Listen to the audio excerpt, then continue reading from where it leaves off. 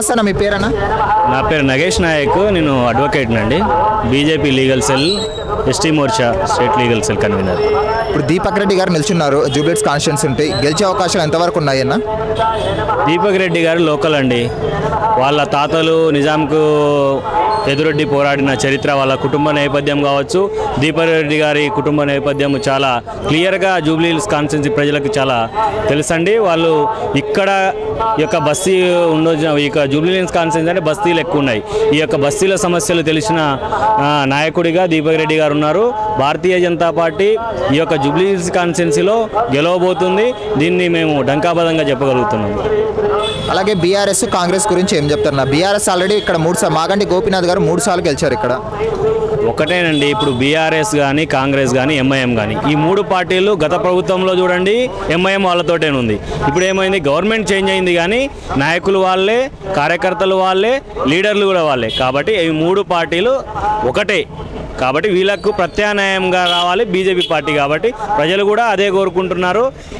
రాబోయే రోజుల్లో కూడా భారతీయ జనతా పార్టీ తెలంగాణ రాష్ట్రంలో అధికార దిశగా ముందెళ్తుంది. కాబట్టి జూబ్లీహిల్స్ కాన్స్టిట్యున్సీ ప్రజలు కూడా ఒక్కసారి ఆలోచించి ఎవరికి ఓటేస్తే ఈ యొక్క జూబ్లీహిల్స్ కాన్స్టిట్యున్సీ అభివృద్ధి చెందుతుంది అనేది మనం తేటతెల్లం తెలుసుకోవాలి. అన్న, జూబ్లీహిల్స్ కాన్స్టిట్యున్సీలో స్లమ్ ఎక్కువ ఉందన్న. ఇంత స్లమ్ని డెవలప్మెంట్ చేయడం కష్టం, చాలా మంది కష్టమే అంటారు. ఎందుకంటే ఇప్పుడు బీజేపీ అనేది ఇక్కడ రూలింగ్లో లేదు స్టేట్లో. సెంట్రల్ నుంటే ఫండ్స్ రావాలా, సెంట్రల్ నుండి ఫండ్స్ తీసుకొని వచ్చే అవకాశం ఉందా మరి?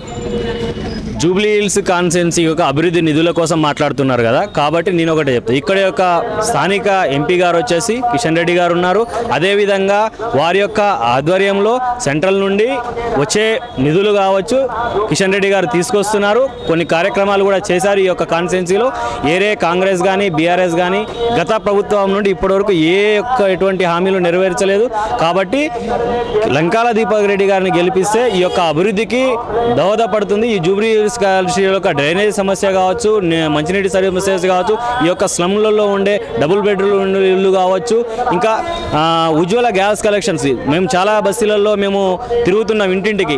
చాలామంది మహిళలు మాకు ఒక ఉజ్వల గ్యాస్ కలెక్షన్ నరేంద్ర మోడీ గారి వల్లనే వచ్చింది అనేసి వాళ్ళు చాలా మంచిగా చెప్తున్నారు. అదేవిధంగా మౌలిక సదుపాయాలు కావచ్చు, బాత్రూమ్స్ కావచ్చు, ఇవన్నీ చిన్న చిన్న రేషన్ బియ్యం కావచ్చు, ఇవన్నీ నరేంద్ర మోడీ గారు స్కీమ్సే. సెంట్రల్ గవర్నమెంట్ ఫండ్ల వల్లే వచ్చింది. కాబట్టి స్టేట్ గవర్నమెంట్కి అది సంబంధం లేకుండా నిధులు ఎక్కడ ఆగవు. కాబట్టి లంకాల దీపక్ రెడ్డి గారు కలిస్తే సెంట్రల్ నుండి స్టేట్ నుండి వచ్చే ఫండ్స్ ఆగవు, అభివృద్ధి అనేది ఎక్కడ ఆగదు. కాబట్టి జూబ్లీహిల్స్ ప్రజలు ఒక్కసారి ఆలోచించి ఈ యొక్క అభ్యర్థిని ఓటేసి గెలిపించాలని కోరుతున్నాం. Okay, thanks. Thank you.